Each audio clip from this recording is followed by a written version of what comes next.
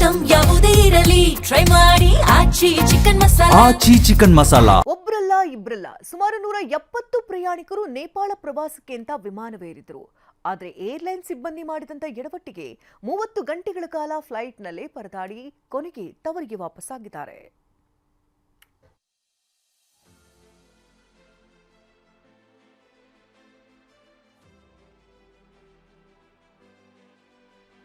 ವಿಮಾನದೊಳಗೆ ಸಿಬ್ಬಂದಿ ಜೊತೆ ವಾಗ್ವಾದ, ಏರ್ಪೋರ್ಟ್ನಲ್ಲಿ ಹಿರಿಯರು ಮಕ್ಕಳೊಂದಿಗೆ ಲಗೇಜುಗಳ ಜೊತೆ ನಿಂತು ಪ್ರಯಾಣಿಕರ ಆಕ್ರೋಶ. ಕೆಂಪೇಗೌಡ ಅಂತಾರಾಷ್ಟ್ರೀಯ ಏರ್ಪೋರ್ಟ್ನಲ್ಲಿ ನಿನ್ನೆ ರಾತ್ರಿ ಕಂಡುಬಂದ ದೃಶ್ಯಗಳಿವು. ನೇಪಾಳಕ್ಕೆ ಅಂತ ಪ್ರವಾಸ ಹೊರಟವರಿಗೆ ಶಾಕ್. 2 ಬಾರಿ ಕಠ್ಮಂಡುವಿಗೆ ಹೋದ್ರೂ ಲ್ಯಾಂಡ್ ಆಗದೆ ವಿಮಾನ ವಾಪಸ್. ಒಬ್ರಲ್ಲ ಇಬ್ರಲ್ಲ 170 ಪ್ರಯಾಣಿಕರು. ಸಾಕಷ್ಟು ಮಂದಿ ನೇಪಾಳ ಪ್ರವಾಸಕ್ಕೆ ಅಂತ ಏರ್ ಇಂಡಿಯಾ ಎಕ್ಸ್ಪ್ರೆಸ್ ವಿಮಾನ ಹತ್ತಿದ್ರು. ಆದ್ರೆ ಫ್ಲೈಟ್ ಸಿಬ್ಬಂದಿ ಎಡವಟ್ಟಿಗೆ ಇವರೆಲ್ಲ ಪರದಾಡುವಂತಾಗಿದೆ. ನೇಪಾಳ ಪ್ರವಾಸಕ್ಕೆ ಹೋಗಿದ್ದಂಥ ಪ್ರಯಾಣಿಕರು ಏನು ಫ್ಲೈಟ್ ಲ್ಯಾಂಡ್ ಆಗದೆ 30 ಗಂಟೆಗೂ ಅಧಿಕ ಕಾಲ ಫ್ಲೈಟ್ನಲ್ಲೇ ಪರದಾಡುವಂಥ ಪರಿಸ್ಥಿತಿ ನಿರ್ಮಾಣ ಆಗಿ ಇವತ್ತು ಕೆಂಪೇಗೌಡ ಏರ್ಪೋರ್ಟ್ನಲ್ಲಿ ಪ್ರತಿಭಟನೆಯನ್ನು ಸಹ ಮಾಡಿದ್ದಾರೆ. ಇದೀಗ ದೃಶ್ಯಗಳು ಸಹ ನೋಡ್ತಾ ಹೋಗ್ಬೋದು. ಏನೊಂದು ಇವರೆಲ್ಲರೂ ಸಹ ಏನೊಂದು ತಂಡವನ್ನು ಮಾಡಿಕೊಂಡು ನೇಪಾಳದ ಪ್ರವಾಸಕ್ಕೆ ಹೊರಟಿದ್ರು. ಕಾಠ್ಮಂಡುವಿಗೆ ಏನೊಂದು ಪ್ರವಾಸಕ್ಕೆ ಅಂತೇಳಿ ಹೋಗಿದ್ರು. ಆದರೆ ಏನು ಬೆಂಗಳೂರಿನ ಕೆಂಪೇಗೌಡ ಅಂತಾರಾಷ್ಟ್ರೀಯ ವಿಮಾನ ನಿಲ್ದಾಣ ಹೋದಂಥ ಫ್ಲೈಟು ಕಾಠ್ಮಂಡುವಲ್ಲಿ ಲ್ಯಾಂಡ್ ಆಗದೆ ಸುತ್ತಾಡಿಸಿ ಇದೀಗ 2 ದಿನಗಳ ಬಳಿಕ ಇದೀಗ ಮತ್ತೆ ಕೆಂಪೇಗೌಡ ಏರ್ಪೋರ್ಟ್ಗೆ ವಾಪಸ್ಗೆ ತಂದು ನಿಲ್ಲಿಸಿರ್ತಕ್ಕಂಥದ್ದು.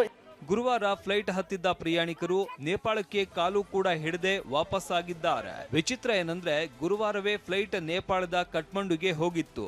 ಆದ್ರೆ ಅಲ್ಲಿ ಲ್ಯಾಂಡಿಂಗ್ ಮಾಡಲಾಗದೆ ವಾಪಸ್ ಉತ್ತರ ಪ್ರದೇಶದ ವಾರಣಾಸಿ ಏರ್ಪೋರ್ಟ್ಗೆ ಫ್ಲೈಟ್ ವಾಪಸ್ಸಾಗಿತ್ತು. ಅಲ್ಲಿ ಕೆಲ ಗಂಟೆ ಕಾಲಹರಣ ಮಾಡಿ ಮಧ್ಯರಾತ್ರಿ ಬೆಂಗಳೂರಿಗೆ ವಿಮಾನ ಮರಳಿತ್ತು. ಮತ್ತೆ ಶುಕ್ರವಾರ ನೇಪಾಳಕ್ಕೆ ಕರೆದೊಯ್ಯುವುದಾಗಿ ಹೇಳಿ 170 ಪ್ರಯಾಣಿಕರಿಗೂ ಏರ್ಲೈನ್ಸ್ ಸಿಬ್ಬಂದಿನೇ ವಸತಿ ವ್ಯವಸ್ಥೆ ಮಾಡಿದ್ರು. ನಿನ್ನೆ ಮಧ್ಯಾಹ್ನ 12 ಗಂಟೆಗೆ ಅದೇ ವಿಮಾನ 170 ಪ್ರಯಾಣಿಕರನ್ನ ಹೊತ್ತು ಬೆಂಗಳೂರಿನಿಂದ ಮತ್ತೆ ಕಠ್ಮಂಡುವಿಗೆ ಹಾರಿದೆ. ಆದ್ರೆ ಮತ್ತೆ ಲ್ಯಾಂಡಿಂಗ್ ಮಾಡಲಾಗದೆ ಪುನಃ ಲಖನೌಗೆ ರಿಟರ್ನ್ ಆಗಿದೆ. ಲಖನೌನಲ್ಲಿ ಕೆಲ ಗಂಟೆ ಕಾಯಿಸಿ ನಿನ್ನೆ ರಾತ್ರಿ ವಾಪಸ್ ಬೆಂಗಳೂರಿಗೆ 170 ಪ್ರಯಾಣಿಕರನ್ನ ಕರೆತಂದಿದ್ದಾರೆ. ನೇಪಾಳಕ್ಕೆ ಹೋಗಲಾಗದೆ ಸುಖಾಸುಮ್ಮನೆ 30 ಗಂಟೆ ರೌಂಡ್ಸ್ ಹೊಡೆಸಿದ್ದರಿಂದ ಪ್ರಯಾಣಿಕರು ಕಂಗಾಲಾಗಿದ್ದು ನಿನ್ನೆ ರಾತ್ರಿ ತೀವ್ರ ಆಕ್ರೋಶ ಹೊರಹಾಕಿದ್ರು. 2 ಟೈಮ್ಸ್ ನಾವು ನಿನ್ನೆ ಹೋಗಿದ್ದೀವಿ ಕಠ್ಮಂಡುಗೆ. ಲ್ಯಾಂಡ್ ಆಗಿಲ್ಲ.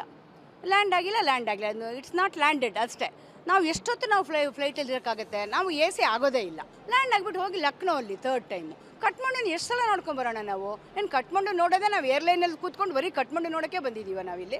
ನೋಡಲೂ ಇಲ್ಲ, ಬರೀ ಲ್ಯಾಂಡೇ ಆಗಿಲ್ಲ. So we all felt really bad. ನಾಳೆ ಬೆಳಗ್ಗೆ 9 ಗಂಟೆಗೆ ಮಾಡ್ತೀವಿ. ನಾವು ಬರೀ ಊಟ ಇಲ್ಲ, ನಿದ್ದೆ ಇಲ್ಲ, ಬರೀ ಫ್ಲೈಟಲ್ಲಿ ಕೂತ್ಕೊಂಡು ಆಕಾಶ ಹಾರಾಡ್ಕೊಂಡಿರೋಕೆ ನಾವು ಇರೋದಿಲ್ಲ.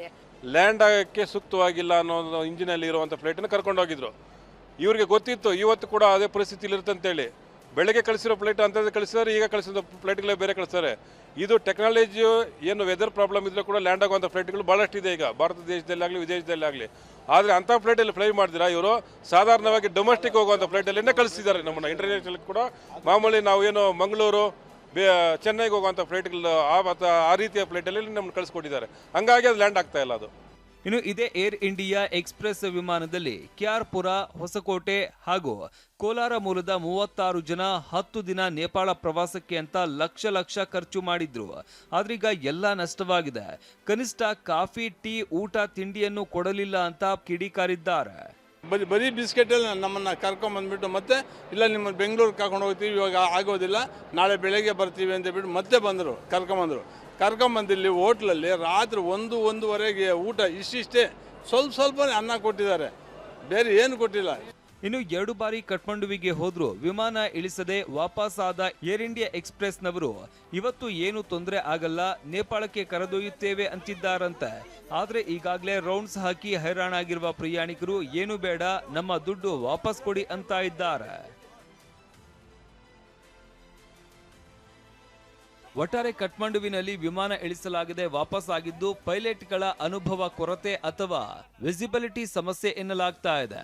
ಅದೇನೇ ಇರಲಿ, ಏರ್ ಇಂಡಿಯಾ ಎಕ್ಸ್ಪ್ರೆಸ್ನವರ ಎಡವಟ್ಟಿಗೆ ಪ್ರಯಾಣಿಕರು ಕಂಗಾಲಾಗಿದ್ದಾರೆ. ನವೀನ್, TV9, ದೇವನಹಳ್ಳಿ.